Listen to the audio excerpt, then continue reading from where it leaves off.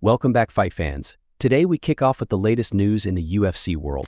Last year, the MMA world was buzzing with excitement as rumors swirled about a potential clash between Michael Chandler and Conor McGregor. However, a series of delays threw a wrench into their expected bout, leaving fans eagerly awaiting an official announcement. Despite the setbacks, Michael Chandler remains fully focused on the possibility of facing Conor McGregor inside the octagon. However, his determination has drawn criticism from fellow lightweight contender Mateusz Gamrot. Following his recent victory over Rafael at UFC 299, Gamrot didn't hold back when asked about potential opponents for his next fight. He called out Chandler, accusing him of avoiding real contenders and solely fixating on a showdown with McGregor. He wait to Conor, he will wait all life, I don't think so. He won't fight real contender guys. Doesn't matter who, top 5, I want to climb in the top. Doesn't matter who, really. Strong words from Gamrot. But it seems Chandler's eyes remain firmly set on the prize of showdown with the notorious Conor McGregor. Speaking of McGregor, the Irish superstar sent shockwaves through the MMA community when he announced his return to the octagon at UFC International Fight Week. Scheduled for June 29th, McGregor's comeback has reignited speculation about a potential clash with Chandler. When do we see the Michael Chandler fight? Was that June 29th. Is it June official? 29th. Yeah, call that!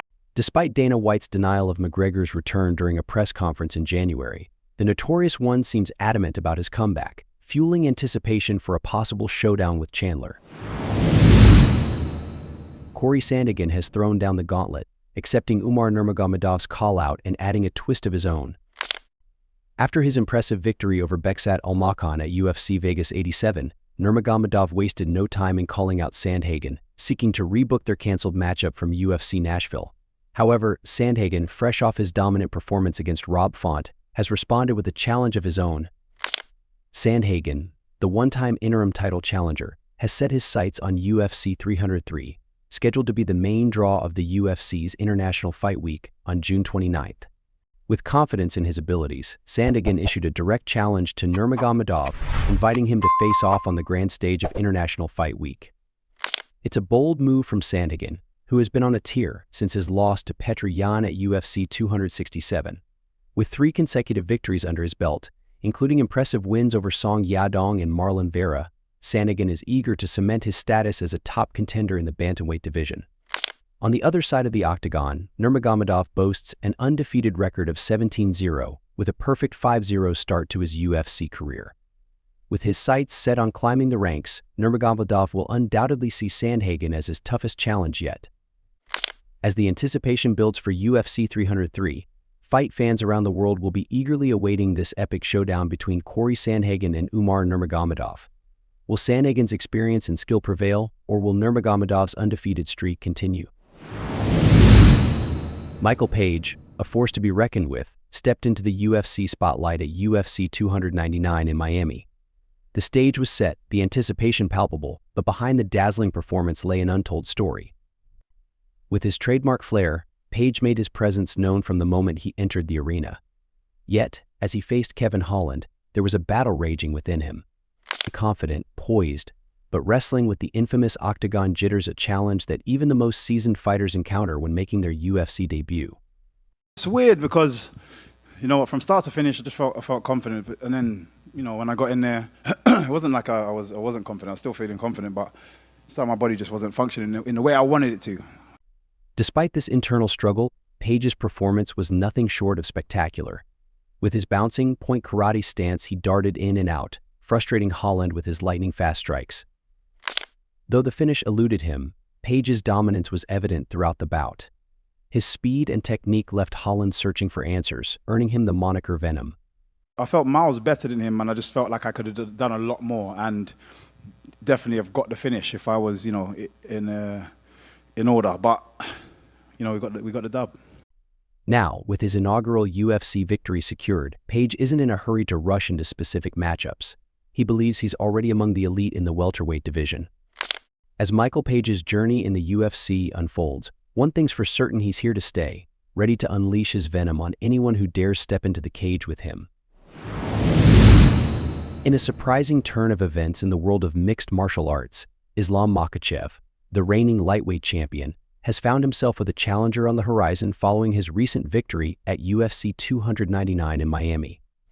Makhachev's manager, Ali Abdelaziz, took to social media to issue a challenge to none other than Dustin Poirier, following Poirier's impressive win over Benoit Saint-Denis. Abdelaziz's tweet praised Poirier's performance and proposed a matchup between Poirier and Makhachev in June, citing the unavailability of other top contenders in the division.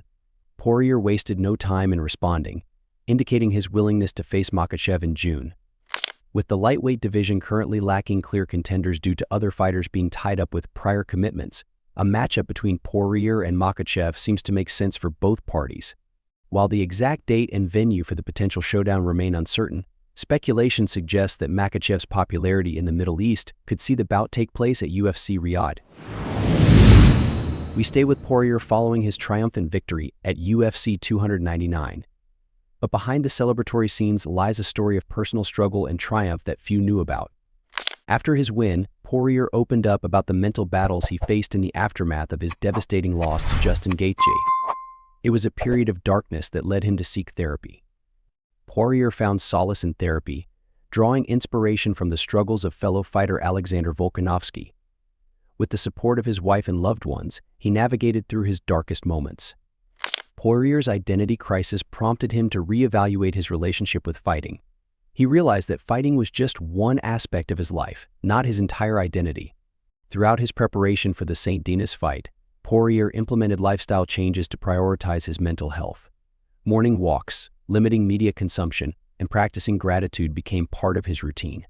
Despite emerging from his dark place, Poirier remains committed to prioritizing his mental well-being. He plans to continue therapy as he navigates through his career in the UFC. Looking ahead, Poirier is optimistic about his future in the sport. He believes his recent victory warrants a title shot against Islam Makhachev in June. As Poirier continues his journey, his resilience and willingness to confront personal struggles serve as an inspiration to many in the MMA community. Dustin Poirier's victory at UFC 299 wasn't just a triumph in the octagon. It was a triumph of the human spirit.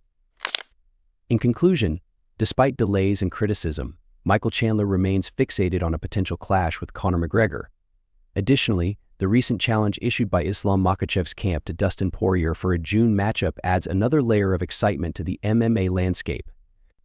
With McGregor's return announcement for June 29th stirring the pot once again, the MMA world eagerly awaits if Chandler's persistence will pay off and if Poirier will accept the challenge from Makhachev's camp. Stay tuned for updates on these stories and more from the world of MMA. This is MMA KO reporting live. Thank you for watching. Don't forget to like and subscribe for more updates on combat sports and exciting content. Your support means everything to us.